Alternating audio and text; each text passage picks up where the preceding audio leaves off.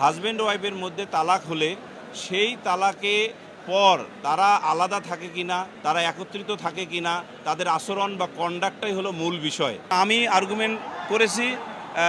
Cricketer Nasir হোসেনের পক্ষে। এই মামলায় আমি ক্রিকেটার নাসির হোসেনের পক্ষে মানে শুরু থেকেই ট্রায়াল করেছি এবং শুরু থেকে ট্রায়ালে তামিমা সুলতানার পক্ষে ছিল অ্যাডভোকেট জাহাঙ্গীর হোসেন, আর সর্বশেষে এসে মিস্টার মোসলেউদ্দিন জসিম উনি আর্গুমেন্ট করেছেন সফলভাবে অন বিহাফ অফ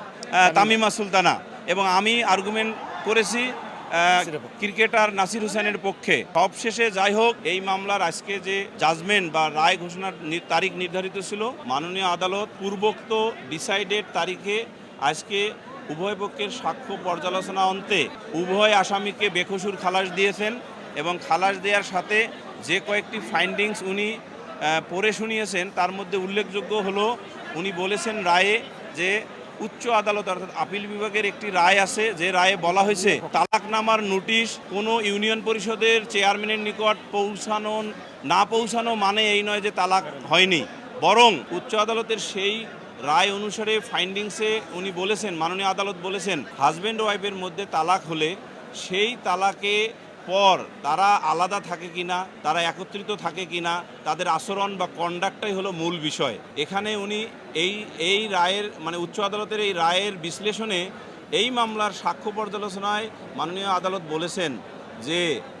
এই ক্রিকেটার নাসির হোসেনকে বিবাহর আগে 2016 সালে তামিমা সুলতানা তার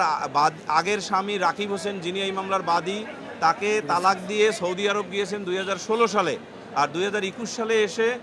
ক্রিকেটার নাসির হোসেনের সাথে বিবাহ বন্ধনে আবদ্ধ হয়েছেন। একটি মামলার মূল উপাদান যে কয়েকটি, তার মধ্যে হলো place of occurrence, time of occurrence এবং ম্যানার অফ অকারেন্স। যে জায়গায় ঘটনার কথা বলা হয়েছে সেই জায়গাতে নাসির কিংবা তামিমা কিংবা উভয়ে কোনো দিনে যান নাই, তাহলে অপরাধ হয় কি করে? এই ফাইন্ডিংস দিয়ে মাননীয় আদালত উভয় আসামিকে বেকসুর খালাস দিয়েছেন।